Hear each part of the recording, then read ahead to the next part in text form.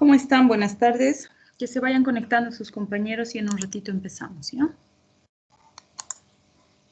Gracias, doctora. Buenas tardes.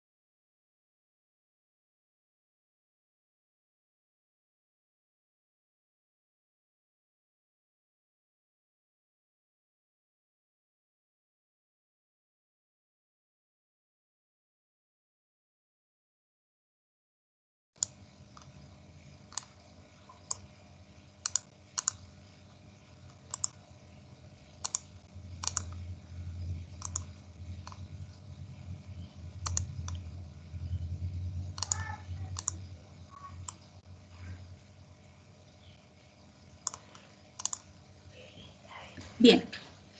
Entonces, cuando hablamos de, bueno, como decíamos la clase anterior,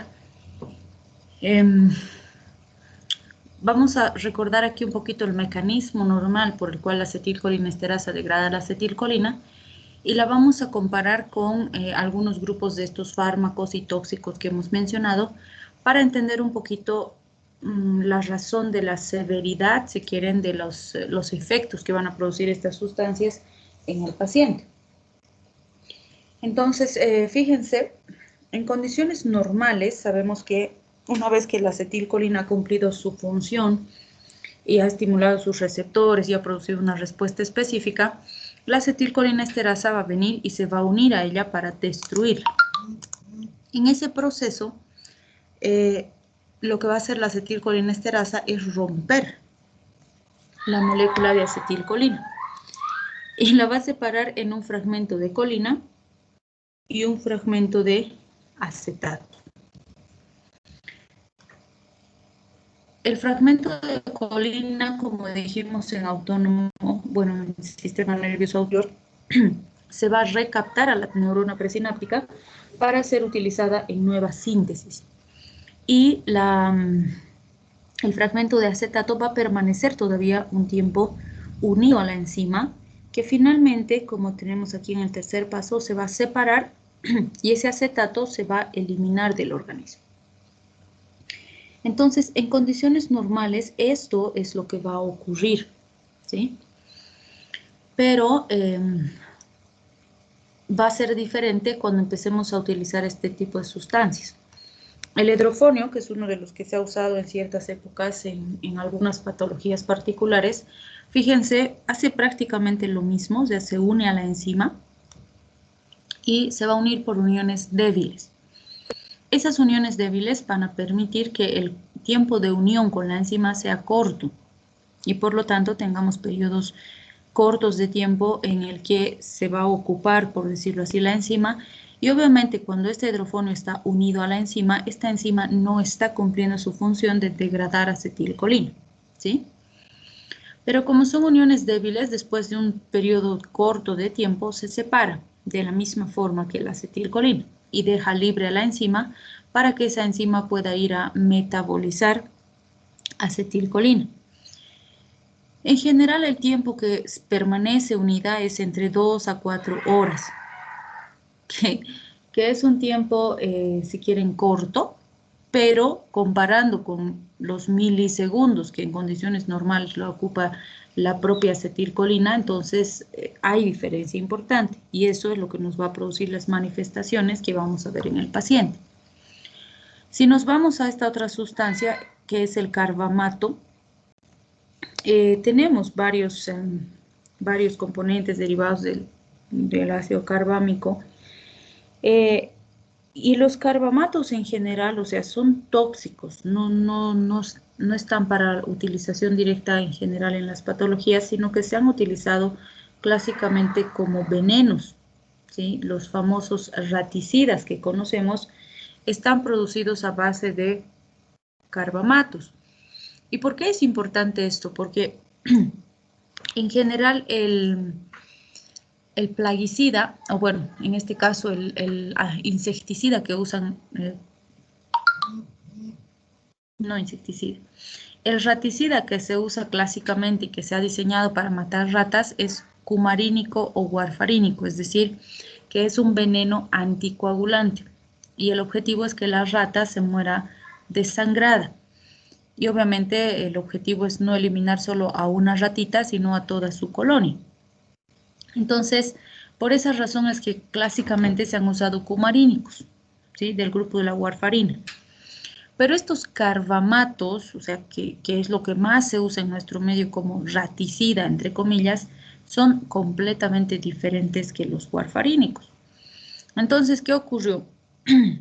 Muchísimos años atrás, en otro de nuestros brillantes gobiernos como son, todos los países, bueno, varios países de Latinoamérica decidieron sacar de sus mercados los carbamatos, porque dijeron, no, son sustancias demasiado tóxicas, el peligro es alto, entonces el beneficio no justifica el riesgo, hay que sacarlos del mercado. Y juntaron toneladas y toneladas de carbamatos, y cuando ya las tenían todas juntas, no sabían a dónde desechar. No sabían qué hacer con el carbamato. Entonces le preguntaron a Bolivia y dijeron, Bolivia, ¿quieres carbamato? Lo queremos botar, nos queremos deshacer de este veneno. Y Bolivia dijo, sí, traigan. Entonces trajeron toneladas y toneladas de carbamato a nuestro país. Y cuando estaba aquí el veneno, pues las mismas autoridades que autorizaron su ingreso no sabían qué hacer con eso. Y dijeron, ¿y ahora en qué usamos? ¿Para qué? ¿Qué hacemos con este veneno? Entonces, como no sabían qué hacer, empezaron a embolsarlo como raticida, es decir, como veneno para ratas.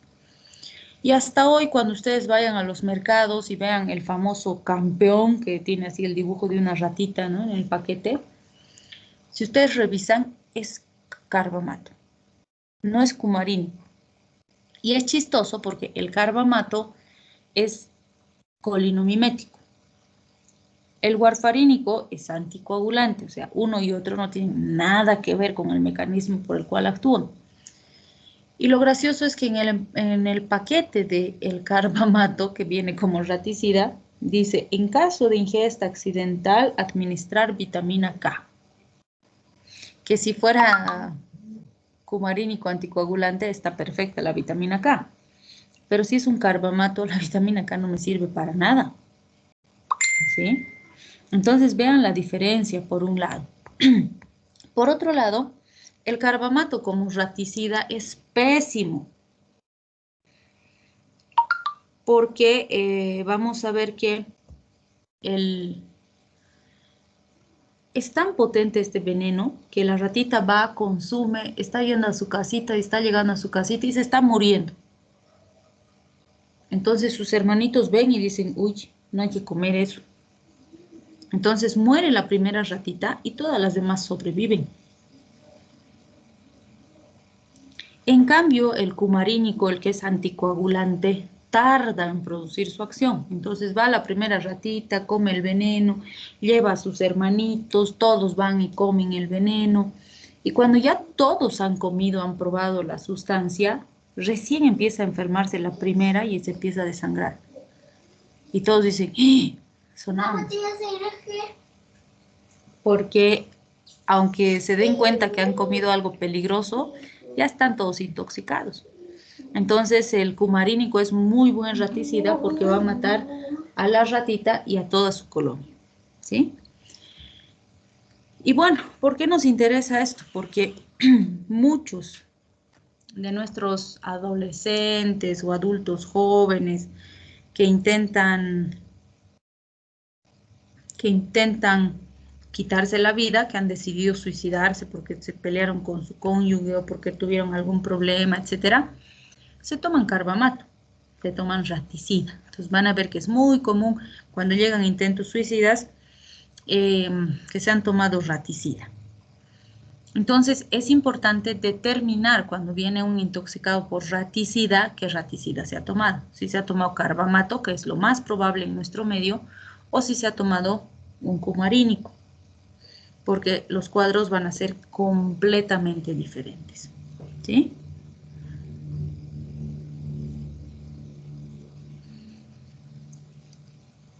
¿Qué es lo que va a ocurrir entonces cuando el carbamato ingresa? Se va a unir a la enzima de la misma forma que la acetilcolina. El paso 1 y 2 se van a producir de la misma forma. Y el paso 3 puede tardar hasta 6 horas. Entonces, fíjense, esto es bien importante porque 6 horas, comparado con los milisegundos de la acetilcolina, ya es una diferencia importante. Entonces, sí nos va a producir compromiso importante en los pacientes, pero no es tan grave como cuando hablamos del órgano fosforado. Porque el órgano fosforado, fíjense, paso 1 y 2 van a ser muy parecidos. El paso 3 puede tardar más de 100 horas. O sea, esto es mucho más complejo. ¿Sí? ¿Y por qué nos interesa esto? Porque estamos hablando de días completos que se va a producir esta alteración, donde vamos a tener un efecto colinérgico exagerado en el paciente. Entonces, esto es más complicado, obviamente, y los órganos fosforados también los tenemos a disposición en nuestros mercados. ¿Sí? Perdón, ¿cuáles eran los pasos 1 y 2? Estos que tienes aquí enumerados con 1, 2, 3. Ah, ya. Ok. Entonces, vamos a ver que en realidad este último paso, que es la separación, si quieren, de la sustancia de la enzima, es el que va a variar de forma importante. Y en el caso del órgano fosforado, además, vamos a ver que como la unión es covalente, en la mayoría de los casos, o sea, ni siquiera llega a separarse de la enzima, sino que la enzima y el tóxico se van a destruir, se va a sintetizar una nueva enzima y recién va a ir desapareciendo este efecto. Por eso es que dura tanto, porque es una unión covalente, ¿sí? Y como les decía, los órganos fosforados vamos a tenerlos también a venta libre, por decirlo así. Si bien está establecido, como veíamos en toxicidad, los colores, la forma de envasado, la forma de venta, etcétera, es muy común que nosotros vamos a nuestros mercados y todo está lleno de, bueno, vendedores ambulantes que están manejando en sus carretillitas o que están en el suelito asentados sobre una mantita y están vendiendo ahí los venenos para rata, para hormigas, para todo, sin ninguna medida y sin ningún cuidado. Y nuestros campesinos son los que más utilizan estos órganos fosforados. Bueno, no vamos a decir solo campesinos, sino los agricultores en general, y tienen en sus viviendas. Y muchas veces están mal envasados o mal almacenados y están al alcance de los niños o están, bueno, al alcance de cualquiera, ¿no? Y cuando deciden suicidarse, pues agarran y se toman lo que tienen a mano. Entonces, también es bastante común la llegada de pacientes intoxicados por órganos fosforados. Entonces, es importante manejar estos cuadros y los vamos a ir viendo más adelante.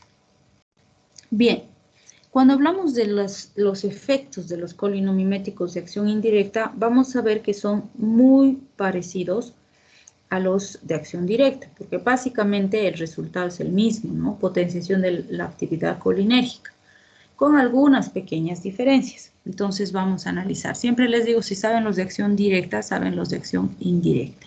Denme un minutito, por favor, ahorita continuamos.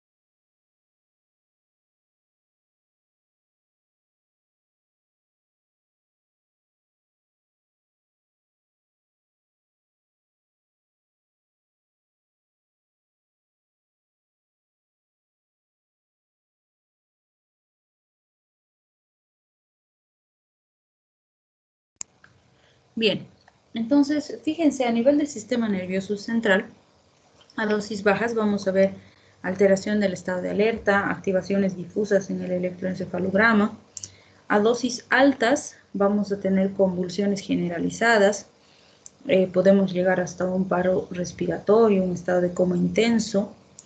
En ojos, básicamente es lo mismo que hemos visto con los de acción directa, ¿no es cierto? Contracción del esfínter del iris, con miosis, contracción del músculo ciliar, donde vamos a tener acomodación y apertura trabecular que nos determinará drenaje del humor acuoso.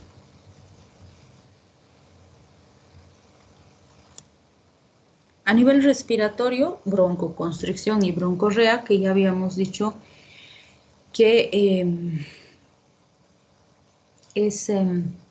no es deseable más bien producir en el paciente este tipo de respuestas.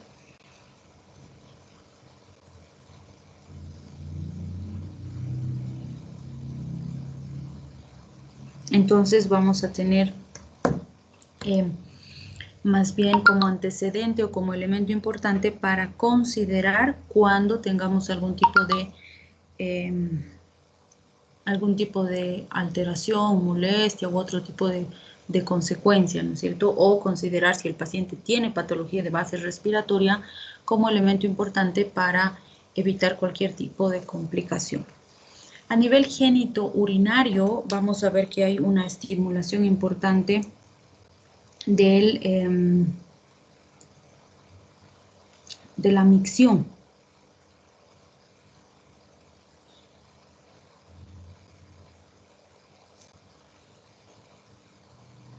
Entonces, vamos a ver que se puede utilizar en situaciones en las que, por ejemplo, podemos tener una vejiga neurogénica o algún elemento importante que nos pueda producir algún tipo de complicación. Justamente porque vamos a tener... ay, mira, levanta.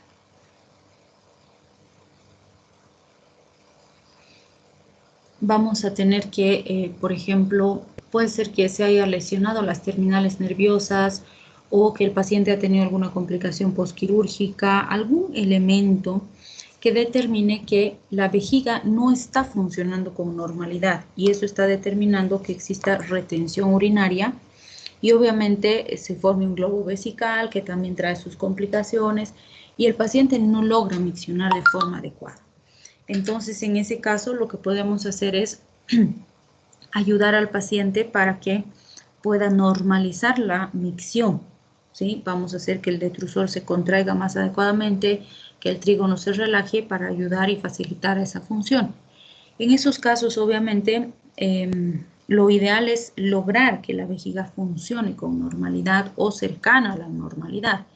Si no se logra hacer esto, ya sea con procedimientos farmacológicos o quirúrgicos en algunos casos, el paciente va a tener que utilizar una sonda Foley a permanencia y estar todo el tiempo con su bolsita colectora de orina. Entonces han debido ver, a veces se encuentra en la calle o cosas así, pacientitos que están con su sonda conectada literalmente y su bolsita colectora de orina y tienen que caminar, ir así a trabajar, a estudiar, las actividades que realicen con su bolsa colectora de orina. Porque en ellos, o sea, no se ha logrado recuperar esa capacidad funcional y entonces tienen que estar con su sonda a permanencia. Y obviamente eso implica otros riesgos más. Entonces pasa también con bastante frecuencia.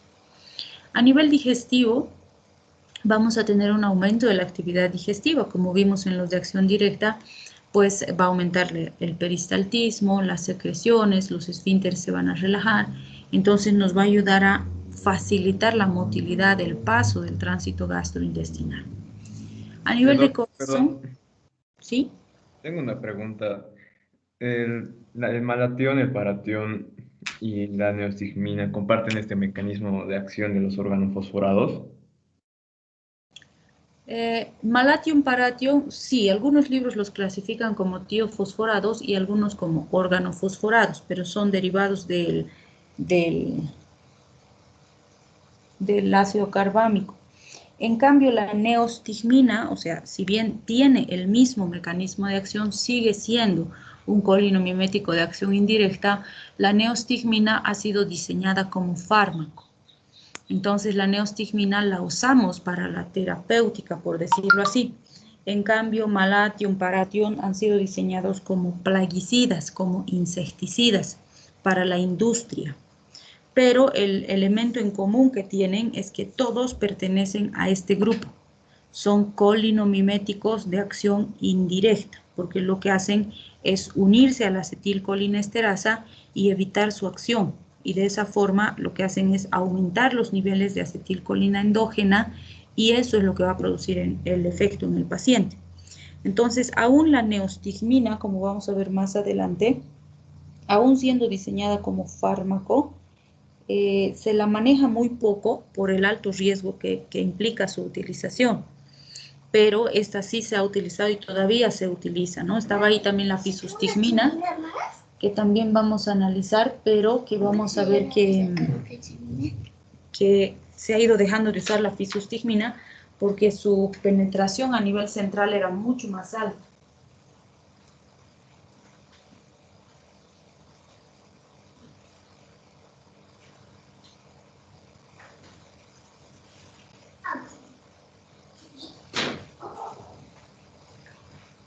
Entonces, son de la misma familia, ¿sí?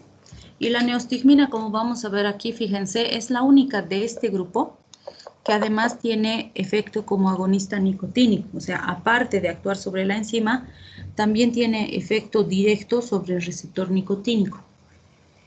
Por eso es que se la maneja con cuidado, pero la neostigmina todavía se ha mantenido, podríamos decir, en la terapéutica en casos muy particulares. ¿Y la neostigmina igual puede causar convulsiones y paros respiratorios si se usa en exceso? En general, o sea, depende mucho de la vía. ¿Por qué? Vamos a ver más adelante la neostigmina que su penetración por la mayor parte de las vías es baja. Entonces, y su concentración a nivel central también prácticamente no tiene penetración y eso es lo que le ha dado un rango más alto de seguridad que la fisostigmina. Pero usamos por vía parenteral.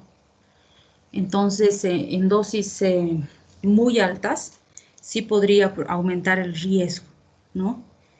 Pero es mucho más segura que estas otras. En cambio, los que son tóxicos, los que son venenos, vamos a ver que sí van a producir alteraciones de forma más importante, ¿no? Porque en todos los casos que tienes que pensar que vas a tener un exceso de la actividad colinérgica. Entonces, si bien hay ciertos efectos que se van a manejar cuando estamos en dosis terapéuticas y vas a tener activación de ciertas funciones, cuando estás en dosis tóxicas o con dosis demasiado altas, va a haber una exacerbación de todos esos signos y síntomas. Por ejemplo, si nosotros usamos como terapéutica, podemos facilitar la micción en el paciente. Pero si hay dosis tóxicas, el paciente va a tener relajación de esfínteres y se le va a salir todo, por decirlo así. Entonces, las dosis son sumamente importantes también para estos efectos que vamos a observar. ¿Sí? Gracias, Doc. Ok. Cuando hablamos del efecto cronotrópico, inotrópico, hidromotrópico, hemos dicho que en corazón, o sea, todos estos efectos van a ser parasimpáticos, si quieren, o negativos todos por el efecto de la acetilcolina. A nivel vascular, lo que vamos a observar es que el efecto no es muy marcado, o sea, no es muy importante. Pero, aquí otra vez vamos a lo que mencionábamos ahorita, ¿no? Depende de las dosis, o sea, a dosis terapéuticas no suele haber un efecto relevante en la vasculatura, que suele ser incluso imperceptible. Pero si hablamos de dosis tóxicas, ahí sí que vamos a tener efectos importantes también a este nivel. A nivel de las uniones neuromusculares, como hemos visto con los fármacos de acción directa, es muy común que tengamos la famosa fibrilación, donde hemos visto los espasmos musculares y los calambres que mencionábamos en el paciente. A dosis bajas se ha visto que hay un aumento de la fuerza contráctil y esto es lo que determina que se pueda utilizar en ciertas patologías en las que el paciente se puede beneficiar un poco a nivel de de la contracción muscular o mejorar el tono muscular o la respuesta muscular en ciertas patologías, ¿sí? Entonces, aquí vamos a analizar mejor esas aplicaciones clínicas de las que estamos hablando, ¿sí? Entonces, por ejemplo, a nivel ocular, una de las situaciones en las que más se han utilizado ha sido en las situaciones en las que tenemos glaucoma. Como sabemos, en el glaucoma existe un aumento de la presión intraocular y si no controlamos de forma correcta, por decirlo así, a largo plazo el paciente va a ir perdiendo la vista. ¿Qué? El que tiene tos, algo como nervio. ¿Qué cosa, hijito? Perdón, denme.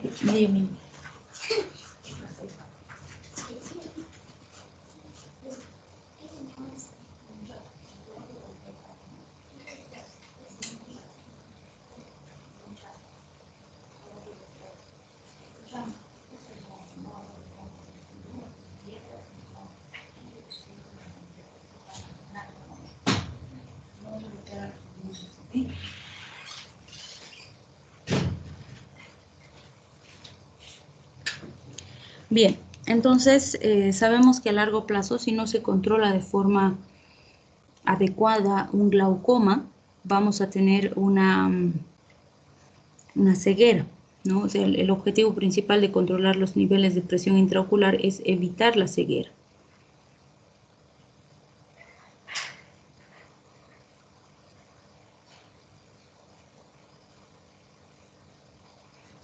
Entonces, en glaucoma de ángulo cerrado, obviamente se espera que sea posible realizar la corrección quirúrgica para mejorar el cuadro de base, pero depende del paciente, cada caso en particular se individualiza. Pero pueden ayudar los agonistas directos y los inhibidores de colinesterasa. Algunos de los que se han usado más son la pilocarpina, la fisostigmina, por ejemplo. Entonces, normalmente se aplican en gotitas a nivel tópico y eso nos va a ayudar a estabilizar y controlar de forma más adecuada la presión intraocular. En el glaucoma de ángulo abierto es más eficiente, podríamos decir, el control de la presión intraocular porque el cuadro de base no es tan marcado. Entonces suelen estar bastante bien con el tratamiento farmacológico y pues avanzar lentamente o lograr un poquito frenar la evolución del deterioro a nivel de la vista.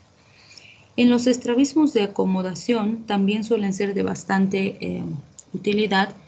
En estos pacientitos obviamente el estrabismo se presenta o la desviación del ojito se presenta en el momento en que se produce la acomodación para la visión, justamente porque hay debilitamiento o alguna alteración en ciertos grupos musculares en el ojito que en el momento de acomodación pues no responden bien y eso genera el estrabismo.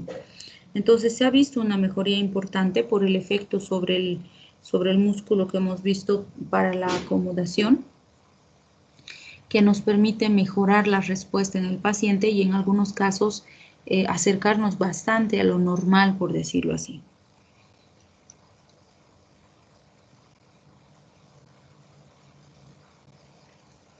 Cuando hablamos del efecto a nivel gastrointestinal y genitourinario, una de las situaciones en las que se ha utilizado bastante estos fármacos es en los ilios postquirúrgicos. Y cuando hablamos de un ilio postquirúrgico, normalmente, o sea, se ha visto los ilios postquirúrgicos después de cirugías invasivas, en general cirugías abiertas, en las que ha habido una manipulación intensa de la cavidad abdominal, ¿no? Por ejemplo, qué sé yo, digamos que han entrado a operar una peritonitis. Entonces se ha perforado la vesícula y se ha contaminado toda la cavidad abdominal. Literalmente lo que van a hacer en el proceso quirúrgico es lavar la cavidad abdominal, porque está lleno de secreciones, pus y un montón de cosas. Entonces tienen que lavar, ¿no? Con soluciones, van a lavar, aspirar, volver a lavar, volver a aspirar. En algunos casos incluso parte de los intestinos y demás se saca o se moviliza, se lleva a un costadito, al otro costadito. con el objetivo de tratar de retirar todo el residuo que se haya podido derramar en la cavidad abdominal, porque obviamente esos son focos infecciosos terribles que nos pueden traer complicaciones severas en el paciente. Entonces, en ese tipo de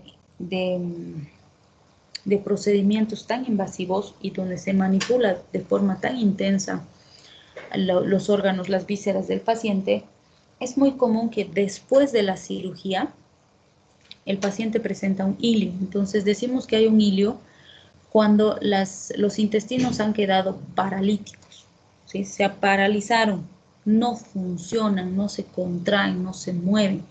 A veces, para explicarle un poquito al paciente y que el paciente entienda un poco qué es lo que ha ocurrido, se le dice que los intestinos se han resentido porque por la intensa manipulación han quedado paralizados. Entonces, si no logramos movilizar y lograr que ese intestino vuelva a contraerse, vuelva a trabajar de forma eficiente, seguro que esto nos va a representar un problema para el paciente, porque no se va a poder movilizar el contenido intestinal que tiene que hacerlo todos los días. Entonces, en esos casos puede ayudar, porque sabemos que estos lo que van a hacer es estimular el peristaltismo, relajar los esfínteres y facilitar el tránsito gastrointestinal. Otro grupo de pacientes que podría servirnos, o en los que podrían servirnos estos fármacos, son los pacientes con megacolon congénito. En general, en estos casos hay algún trastorno genético que determina que el colon sea más largo y que esté dilatado.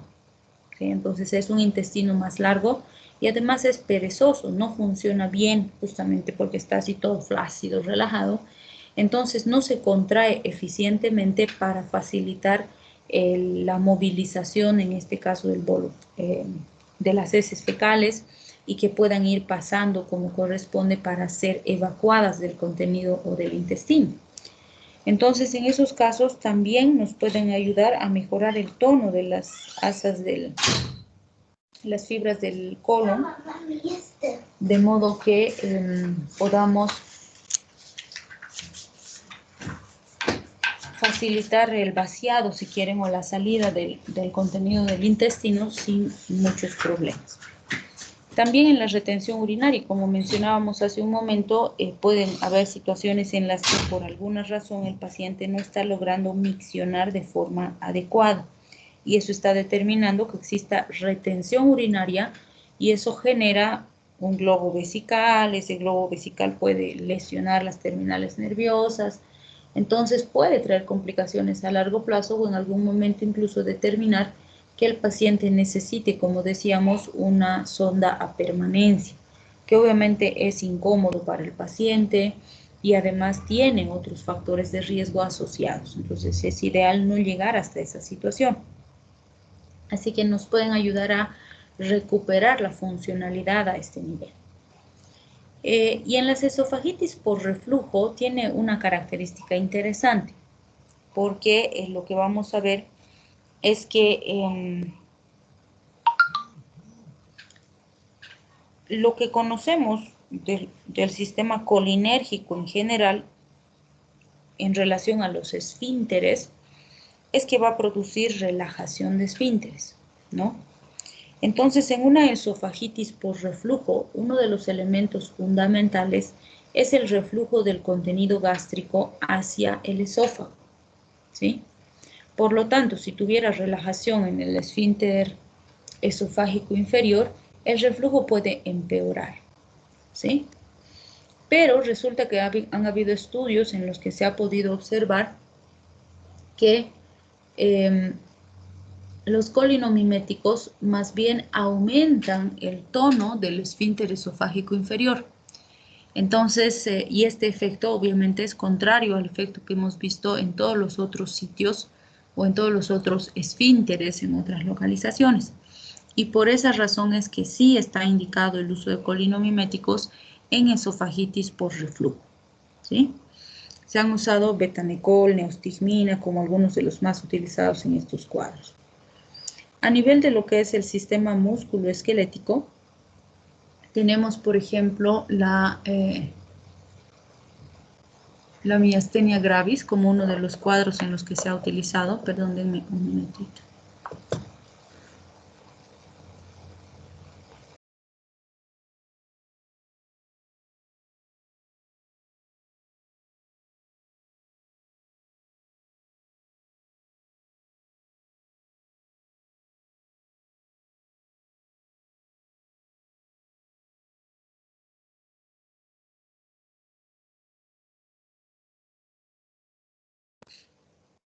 Bien, entonces, como decíamos, en la miastenia gravis, sabemos que a medida que avanza la enfermedad de base, hay un deterioro en la capacidad de contracción de la musculatura.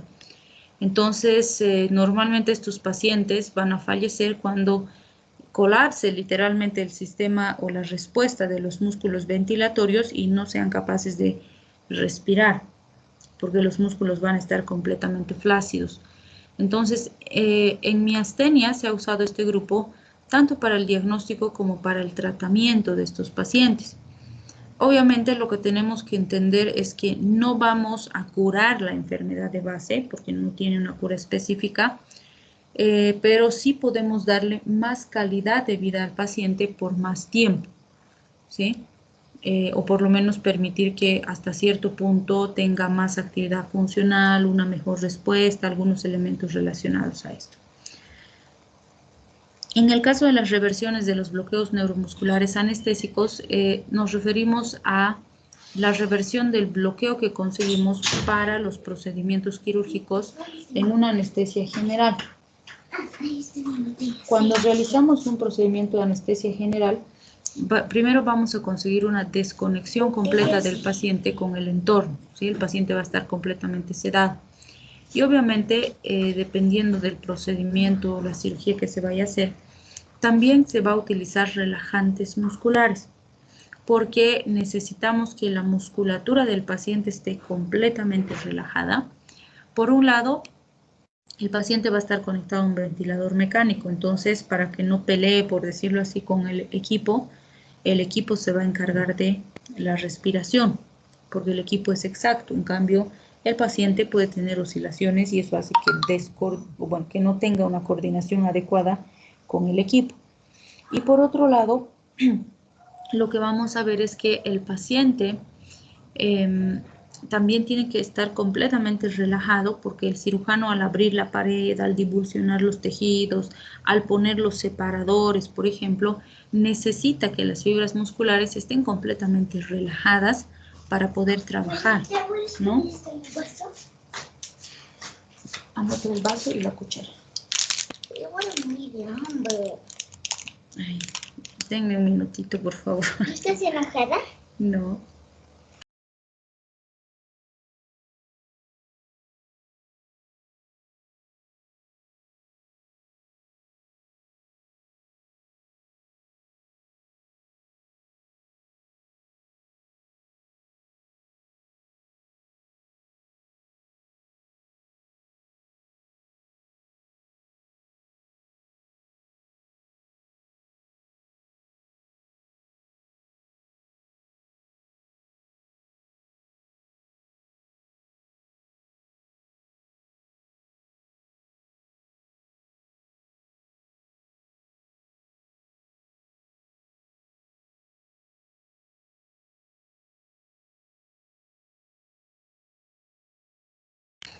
Bien, entonces, como decíamos, en esos procedimientos necesitamos que el paciente esté realmente relajado, ¿no? Porque de lo contrario puede pelear, como nos dice el cirujano, ¿no? Me está peleando el paciente, relájalo más, le dice al anestesiólogo, porque si está, por ejemplo, con separadores y está trabajando el cirujano y se contraen, por ejemplo, los rectos anteriores en una cirugía abdominal, puede jalar los separadores, lesionarse el paciente o interferir en el proceso que está realizando el cirujano.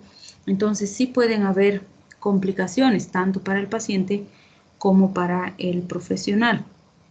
Entonces es muy importante que esté relajado.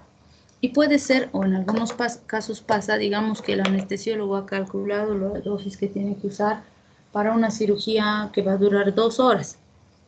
Pero viene el cirujano, hace su trabajo muy rápido y termina en 1 hora.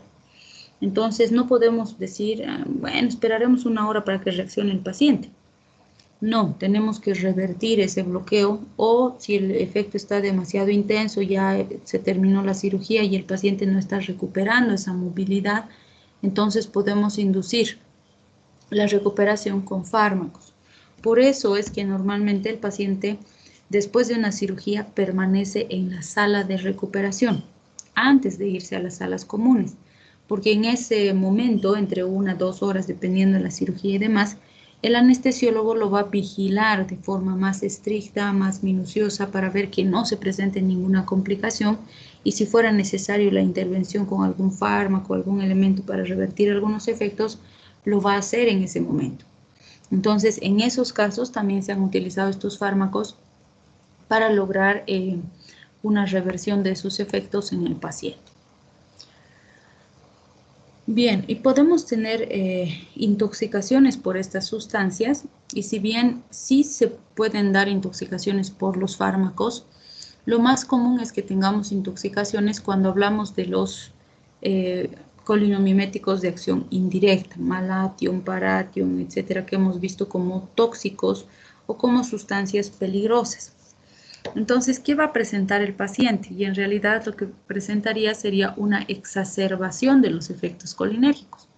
Entonces, fíjense, en el caso de los estimulantes muscarínicos de acción directa, pueden haber náuseas, vómitos, diarrea, cialorrea, diaforesis, vasodilatación cutánea, broncoconstricción. Entonces, algunos libros dicen, estas son las intoxicaciones en las que todo el cuerpo del paciente llora, porque literalmente está diaforético, con cialorrea, con broncorrea, con epífora, relajación de esfínteres, o sea, todo se produce en exceso, ¿sí? En el caso de las intoxicaciones por estimulantes nicotínicos de acción directa, en las intoxicaciones agudas podemos tener convulsiones, coma, paro respiratorio, bloqueo despolarizante, hipertensión y arritmias. Y si se fijan aquí, justamente algunos efectos son un poco contrarios de lo que esperaríamos en condiciones donde hay más afectación muscarínica, justamente porque tenemos receptores nicotínicos a nivel preganglionar simpático. Entonces se pueden asociar algunos signos y síntomas. O puede venir, por ejemplo, un paciente que está, bueno, esto lo vamos a ver más con los inhibidores de colinesterasa, que son de acción indirecta, porque hay mayor efecto asociado, si quieren, a otras localizaciones, porque lo que aumenta es la acetilcolina en general, y no va a afectar solo muscarínicos, sino también nicotínicos. Cuando hablamos de la intoxicación crónica por estos estimulantes nicotínicos, pueden haber enfermedades coronarias, úlceras péptidas, cáncer de pulmón, que si se dan cuenta son cuadros sumamente inespecíficos que pueden estar relacionados a otras causas, y es muy común que en estos casos se subdiagnostique, porque como ha sido hace tanto tiempo o han sido intoxicaciones crónicas, no hacemos la relación con estas sustancias de la patología de base, ¿sí? Y en el caso de los inhibidores de colinesterasa, fíjense, en las intoxicaciones agudas pueden haber síntomas agudos muscarínicos asociados a alteraciones del sistema nervioso central. Entonces puede haber todo esto que hemos mencionado aquí arriba, más alteraciones del sistema nervioso central. Y ahí podemos ver esas convulsiones, los bloqueos despolarizantes, todas las complicaciones a nivel central, junto a esas náuseas, vómitos, diarrea, cialorrea, etc. ¿Sí? Incluso, en algunos casos, al inicio del cuadro, puede haber un síndrome mixto, donde hay predominio, por ejemplo, de efectos de colinomiméticos, pero el paciente puede estar hipertenso o puede estar taquicárdico, cuando lo que esperaríamos sería lo contrario, porque no se olviden que tenemos receptores nicotínicos que también van a ser estimulados en el sistema simpático. Entonces puede haber primero un síndrome adrenérgico y después instaurarse completamente el síndrome colinérgico, ¿sí? Entonces, cuando valoramos al paciente, tenemos que hacer un análisis de todos los elementos juntos. Evidentemente, es muy probable que si ya han pasado algunas horas de la intoxicación, sea un síndrome netamente colinérgico, que es lo más frecuente que llega a los hospitales, ¿sí? Si es una intoxicación crónica, fíjense, se va a asociar a neuropatías por desmielinización. Y esto, otra vez, igual que en el caso de estos que les mencionaba, en general nos va a producir signos y síntomas sumamente inespecíficos, que si no sospechamos de alguna causa de toxicidad o relación con algún tóxico en particular, se nos puede pasar por alto, porque no lo vamos a encontrar, ¿sí? Bien, nos va a faltar esta última partecita que es ya la aplicación clínica de estos fármacos que estamos viendo, donde vamos a ver un poquito las aplicaciones y las dosis, que en realidad es un resumen de lo que hemos visto en el capítulo, pero descansen 10 minutitos y continuamos, ¿ya?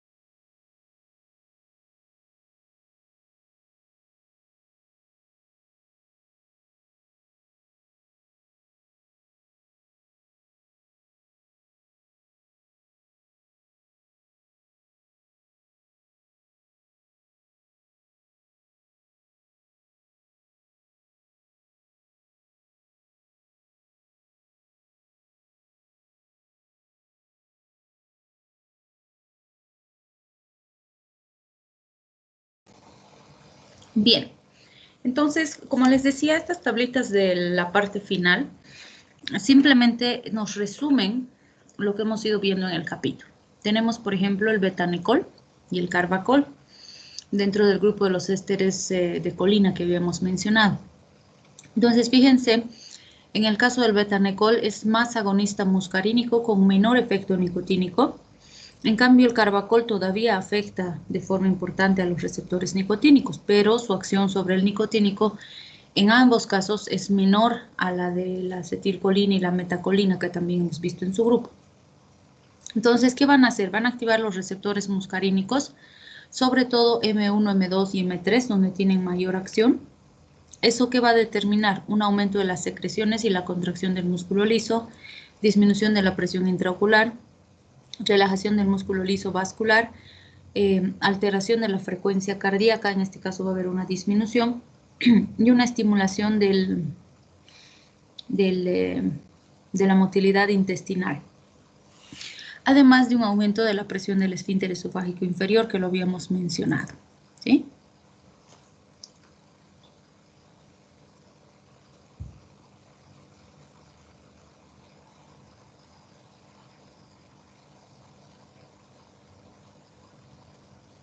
Entonces, eso nos ayuda a entender la aplicación clínica, que también ya la mencionamos.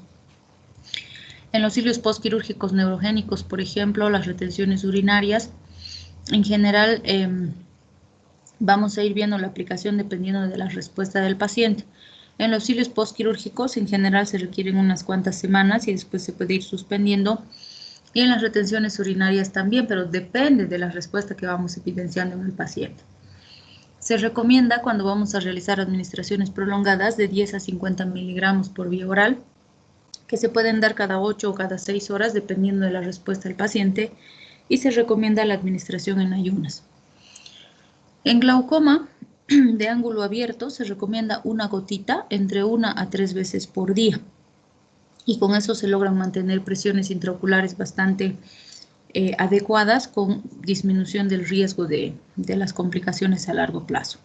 En los glaucomas de ángulo cerrado, obviamente hay que individualizar la dosis porque ya hemos dicho que es más complejo el cuadro y obviamente hay que analizar siempre la posibilidad de operar al paciente para lograr mejorar de forma importante el cuadro. Son más difíciles de manejar y los tratamientos siempre van en relación a la respuesta del paciente.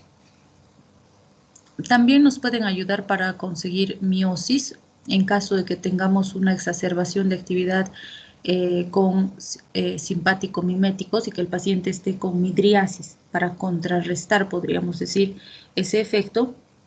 Y en esos casos vamos a utilizar una gotita entre 1 a 3 veces por día hasta estabilizar al paciente. También se pueden utilizar antes de las iridectomías cuando es deseable que se produzca esta respuesta para facilitar el proceso quirúrgico, eso lo va a decidir el oftalmólogo, y se pueden utilizar una gotita al 2% entre 1 a 3 veces por día en los días previos a la preparación para el proceso quirúrgico.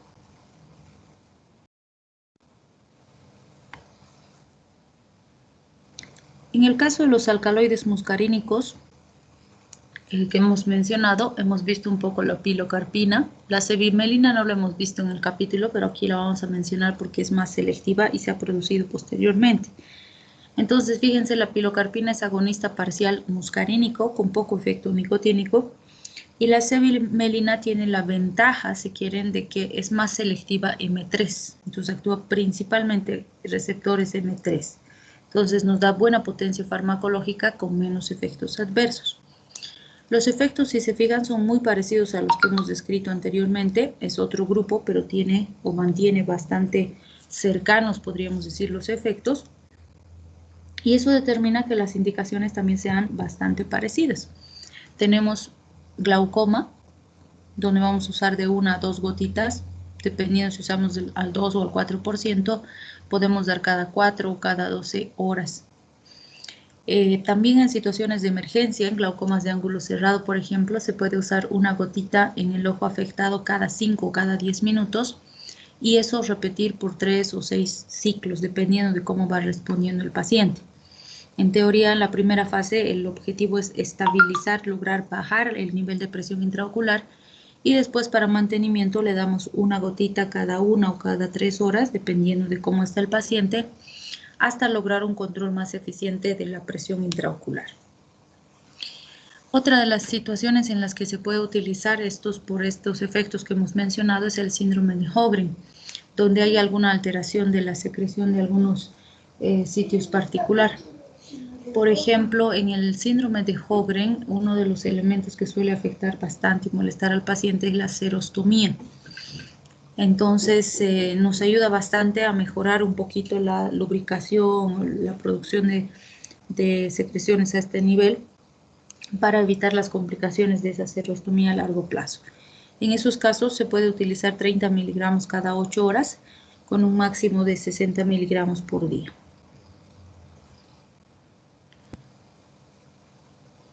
Si hablamos de los agonistas nicotínicos de acción directa, una de las que se ha estudiado bastante ha sido justamente la nicotina. Y sabemos que la nicotina también se usa de forma bastante importante porque es una droga de abuso que es legal, que está presente en el tabaco y que se vende de forma libre. Entonces, aparte de lo que se ha usado como terapia, también tenemos un grupo importante de población que es adicta a la sustancia. Entonces, esta va a actuar como agonista nicotínico tanto de los receptores NN como los NM. Va a producir activación de las neuronas postganglionares autónomas, tanto simpáticas como parasimpáticas, porque está distribuida a ambos niveles. Va a producir activación de las placas neuronales neuromusculares en músculo estriado y difunde de forma muy importante al sistema nervioso central, activando los NN, que comandan más funciones neurológicas, como dijimos, en autónomo. Entonces, si quieren, terapéuticamente la nicotina ha sido utilizada y diseñada principalmente con el objetivo de interrumpir el hábito tabáquico, es decir, para hacer el tratamiento de pacientes que son adictos al tabaco, ¿sí? Y tiene el principio que se usa en varias drogas, en las que la hipótesis o la teoría, entre comillas, es irle dando al paciente la misma droga que consume, pero ir disminuyendo progresivamente las cantidades hasta que en algún momento logremos interrumpir la droga y logramos que el paciente deje de consumir.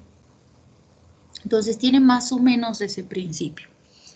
Fíjense en algunos esquemas que nos dice, podemos usar un parche de 15 miligramos de nicotina que dura, o sea, mantiene al paciente con pulsaciones de nicotina más o menos 16 horas. Va a mantener niveles altos de nicotina en el organismo del paciente. Y le vamos a poner un parche cada día. Y esto lo vamos a hacer por 8 semanas. Después de las 8 semanas vamos a usar parches con dosis menores. Fíjense, solo tienen 10 miligramos. Y que también va a durar 16 horas.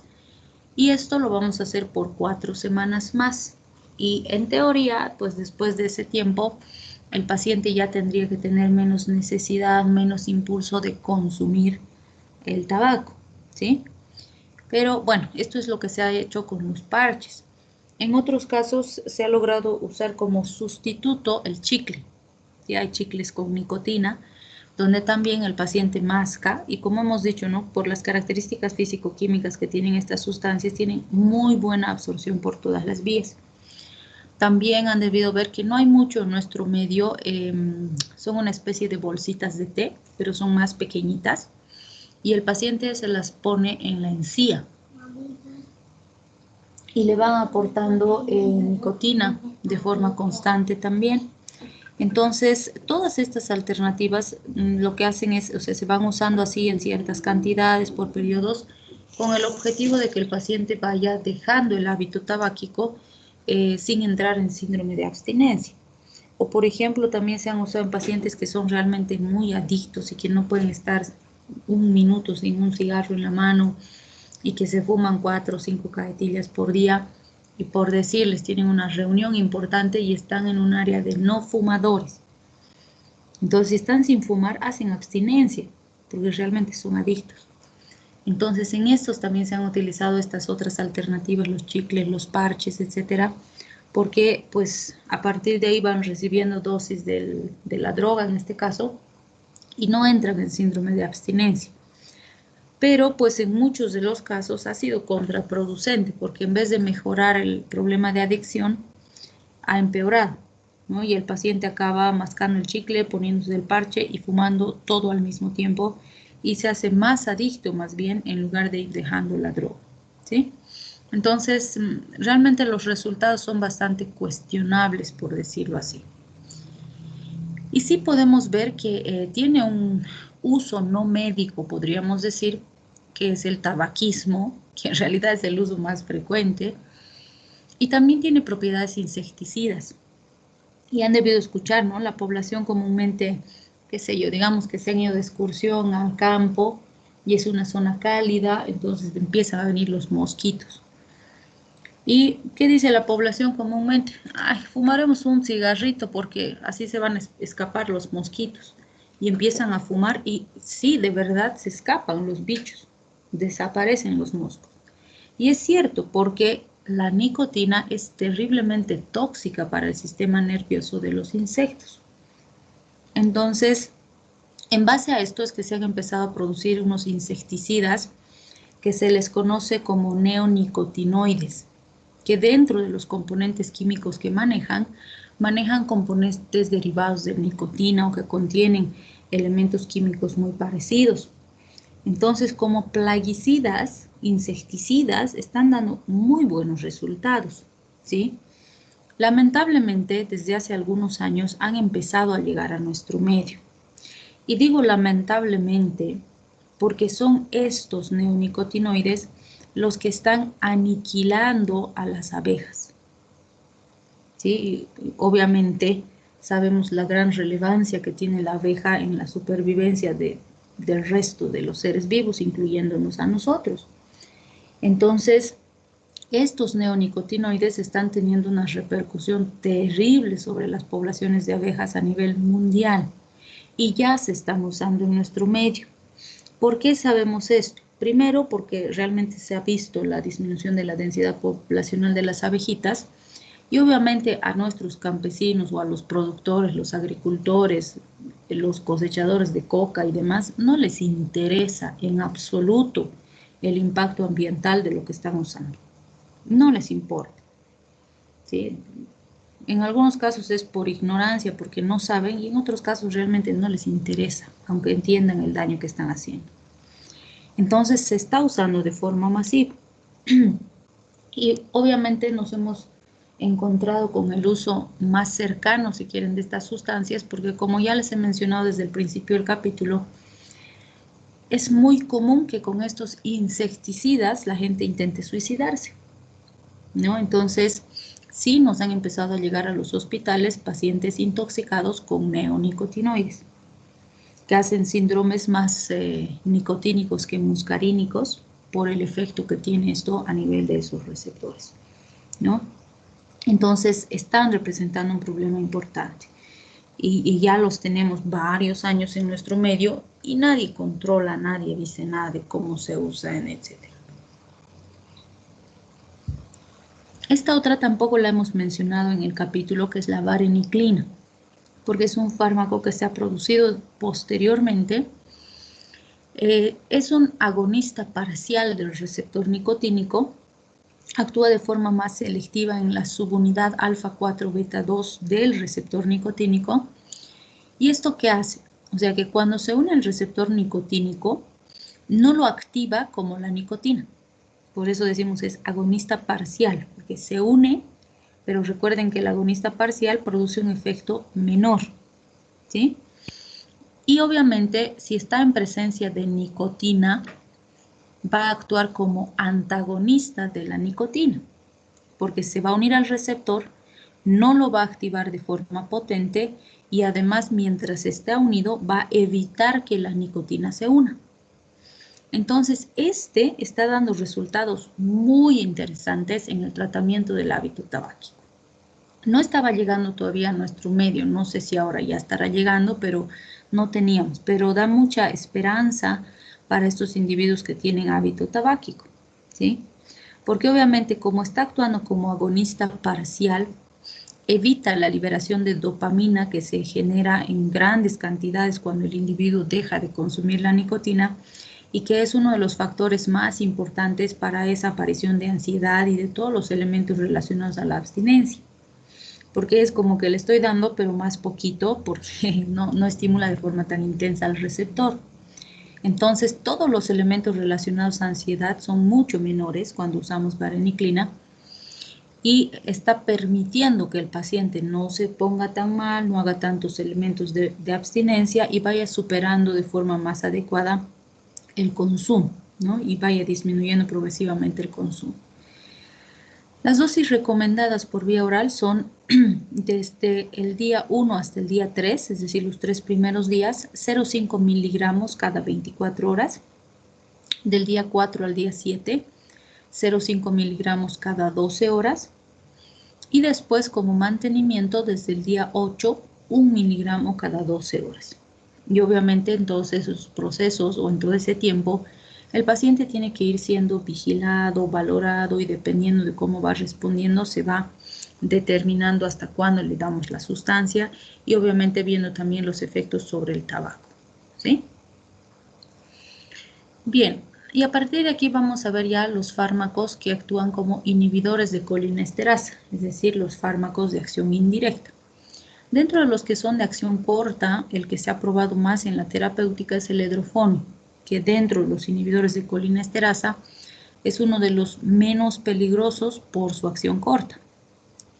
Entonces se liga al sitio activo de la acetilcolinesterasa y lo que hace es intensificar la actividad colinérgica en el paciente. Entonces este se ha usado tanto para el diagnóstico como para el tratamiento inmediato en pacientes con miastenia gravis, también para la reversión del bloqueo neuromuscular. Y por ejemplo, se recomendaba, ¿no?, lentamente intravenoso de 0,5 a 1 miligramo por kilo y no pasar de los 40 miligramos. Y se va compensando con atropina. O sea, esto está bien descrito en el libro, pero es muy poco frecuente que se haga, porque fíjense, es como que le voy dando una sustancia que sé que es peligrosa y al mismo tiempo voy usando el antídoto, porque a ver, lo intoxico un poquito, luego le doy antídoto, lo intoxico otro poquito, le doy antídoto, justamente porque es una sustancia peligrosa, ¿no? Y la atropina es antagonista. La atropina la vamos a ver en los anticolinérgicos. Entonces, nos dice el libro que vamos compensando con 7 a 10 microgramos por kilo de atropina o de glucopirrolato, que la dosis es inferior, pero vamos dando y vamos viendo cómo va reaccionando el paciente. Obviamente en situaciones extremas donde realmente necesitamos conseguir esa reversión, vamos a ir utilizando de esa forma. Y para la valoración de las crisis miasténicas, podemos usar 1 miligramo cada 2 minutos hasta la desaparición de los síntomas y luego para mantenimiento usar 10 miligramos por día. Pero también depende mucho de la valoración individual del paciente y la respuesta que vaya presentando el paciente, porque son sustancias peligrosas, ¿sí? En las de acción intermedia, obviamente el riesgo es más alto, justamente porque su acción es más prolongada. Entonces aquí fíjense, neostigmina, piridostigmina, fisostigmina, se han ido dejando de utilizar estas últimas, sobre todo la fisostigmina, por su alta penetración al sistema nervioso central, ¿sí? En cambio, en el caso de la neostigmina, esta se ha ido manteniendo por su falta de ingreso a nivel central, pero no debemos olvidar que actúa todavía a nivel de receptores nicotínicos. Entonces, muy similar al edrofonio, solo que con mayor duración. Entonces se ha usado en adultos como dosis inicial 15 miligramos vía oral cada 8 horas y se puede ir aumentando cada 10 días más o menos. Y para mantenimiento entre 15 a 375 miligramos día. Fíjense que es un intervalo de dosis súper grande porque se debe individualizar la dosis dependiendo de la respuesta del paciente. Y en el caso de la fisostigmina se solía utilizar entre 30 a 40 miligramos cada 2 o cada 4 horas, dependiendo de la respuesta del paciente. Sin embargo, son ya bastantes años que no se maneja ni siquiera en hospital por el alto riesgo que tiene. ¿En qué casos se han manejado? Miastenia gravis, ilios postquirúrgicos, retenciones urinarias,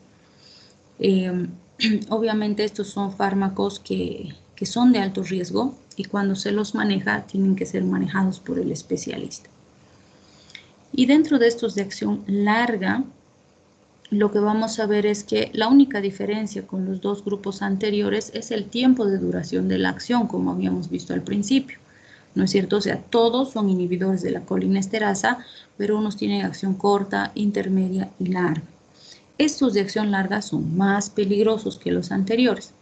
Entonces, el ecotiofato, que ha sido uno de los primeros que se ha utilizado en este grupo, este se usaba para glaucoma. Pero obviamente, por ser de acción larga y tener más riesgo que muchas otras alternativas que hoy tenemos en glaucoma, pues ya no se usa, se ha dejado de utilizar. Y estos otros, Malathion, Parathion, Sarin, Soman, etcétera, son tóxicos, no han sido diseñados para el consumo en humanos. Estos dos primeros son insecticidas que se han utilizado y todavía se usan bastante. Tenemos gran parte de la población que usa, sobre todo el Malathion, porque en teoría el Malathion es inocuo para los mamíferos y para las aves. En cambio, el Parathion es peligroso para todos porque tiene más potencial de absorción. Sin embargo, pues depende de cómo se usa, ¿no? Si se usa correctamente, sí, es poco probable la intoxicación con Malathion. Pero ¿qué es lo que pasaba? O todavía pasa, lamentablemente, en zonas rurales principalmente. Qué sé yo, el niño tenía piojos, entonces el papá agarra Baygon, que antes tenía Malathion además, ahora tiene carbamato, pero sigue siendo tóxico. Entonces, ¿qué hace? Le rocía el Baygon en la cabeza al niño así completo y encima lo envuelve con un plástico para que mueran todos los moscos, todos los piojos.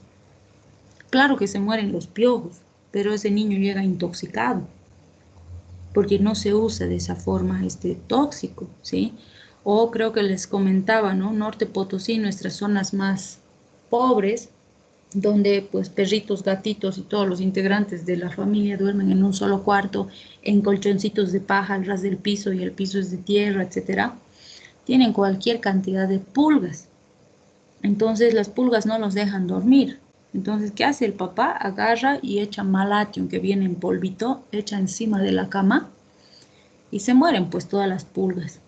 Entonces duermen tranquilos, pero duermen encima del tóxico, ¿sí?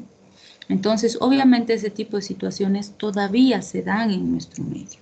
Y como les dije también, es muy común que tengamos población que se toma estos tóxicos con intento suicida. Entonces, sí llegan bastante. Sarin y Soman, como dijimos, son gases neurotóxicos altamente lesivos y mortales y se han usado en ciertas épocas en guerras. Entonces, como la gente cuando se intoxica con estos gases muere terriblemente, sufriendo, agonizando y demás, entre los países han hecho tratados y han entrado en acuerdos para no usar nunca más sarín y Soman en guerras, porque realmente es demasiado cruel, demasiado inhumana la forma en que se muere la gente. Claro que todas las guerras son crueles, pero han hecho tratados para no usar estos gases, ¿sí? Y si recuerdan estos problemas que hay en Oriente Medio, en Siria y demás, que están buenos años ahí, antes de la pandemia, más o menos un año antes de la pandemia, hubo liberación de 2 bombas de sarín en Siria. Y estaban a punto de responder los países de los tratados y se iba a armar la Tercera Guerra Mundial. Justamente porque cuando determinaron que era sarín, dijeron sustancia prohibida. Entonces, si cualquier país de los tratados libera una bomba de sarín, los otros tienen que reaccionar, porque así se ha quedado. Entonces, menos mal, se determinó que fue un grupo terrorista y obviamente como los terroristas no respetan tratados ni nada, entonces quedó ahí y ningún país mandó una respuesta, porque ya se estaba armando todo para que responda, ¿no? Entonces, son sustancias realmente dañinas, realmente terribles y toda la gente que va a estar en contacto con esa sustancia cuando se libere, peor aún si es gas, ingresa de forma amplia por todas las vías, pues va a morir toda la gente que esté en contacto, dependiendo de las dosis y demás, ¿no? Pero lo más probable es que mueran. Bien, entonces Einstein nos dice, aquellos que tienen el privilegio de saber, tienen la obligación de actuar, ¿sí? Y ustedes son un rubro, bueno, van a ser un rubro que es uno de los grupos de profesionales que más conocimiento tienen. Entonces, no se olviden que todo lo que saben tiene que servir para algún fin. Tienen que hacer algo con lo que saben. Y mejor si es algo bueno, ¿no? Entonces, tienen la obligación de usar lo que saben en el beneficio de los demás. ¿Sí? Bien, entonces, el primer parcial va a ser hasta hasta colinomiméticos, es decir, hasta este tema. Por lo tanto, ya estamos completos con el contenido temático para el primer parcial. La defensa de su práctica que han entregado de receta va a ser mañana. Entonces, no se olviden hoy día darle una repasadita a la resolución de receta médica. ¿Ya? ¿Qué es lo que van a tener que hacer en su defensa? Una receta. Bueno, no una receta, varias recetas. Van a tener 2 pacientes. Entonces, para esos 2 pacientes, yo les voy a dar los fármacos con los cuales van a manejar a esos pacientes en base a su patología de base y todos los elementos que ustedes necesitan conocer para hacer las recetas de sus pacientes. ¿Sí? O sea, cómo viene, cuál es la presentación, los intervalos, las dosis, el tiempo de tratamiento, todos esos parámetros yo se los voy a dar. ¿Qué es lo que tienen que saber? Por lo tanto, hacer la receta. Lo que tienen que saber es saber hacer la receta. Lo vamos a hacer en la hora de clases para que no perjudique ni choque con sus otras materias. Entonces, probablemente el primer periodo avanzamos y el segundo periodo damos el examen. O bueno, la defensa. ¿Ya? André. Presente, doc. Max. Presente, doc. Y Alejandra. Presente, doc. Valentina. Presente, doc. Sofía. Sofía, presente, doctora. Antonio. Presente, doctora. Natalia. Presente, doc. Camila.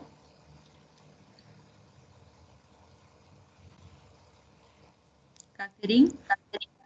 Presente, doctora. Erika. Presente, doc. Clara. Presente, doc.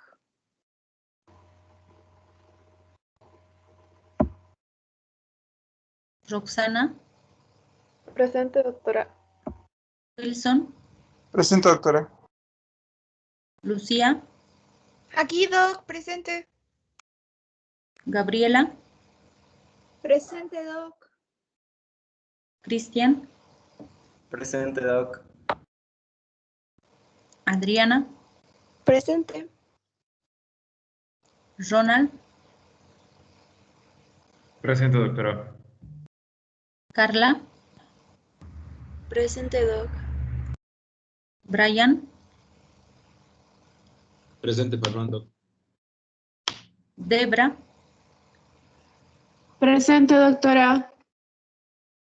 Madaí. Presente, doc. Cristian. Presente, doc.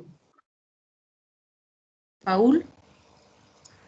Presente, doc. Micaela. Presente, Doc. Cielo. Presente, doctora. Alexandra. Presente, doc. Adriana. Presente, doc. Araceli. Presente, doc. Francisco. Presente, doctora. Mateo. Presente, Doc. Angie.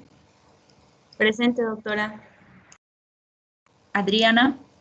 Presente, doctora. Camilo.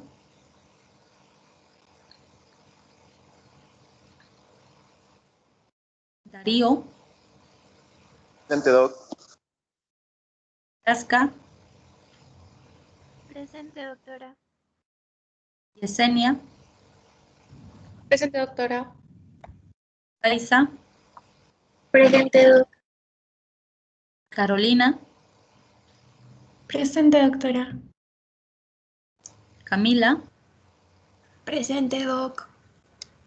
Aleida, Presente, doctora. Alenka, Presente, doctora. Sofía, Presente. Cristian, Presente, doctora. Anthony, Presente, doctora.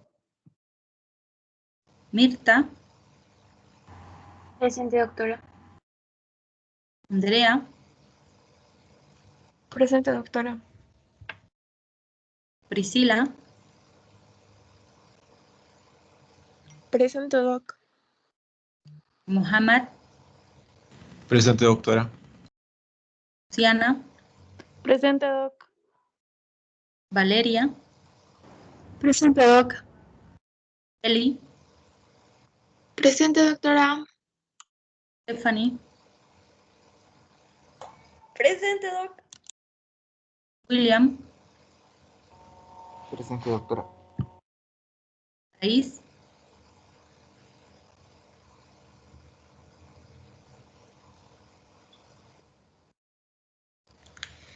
bien, entonces vamos a quedar ahí.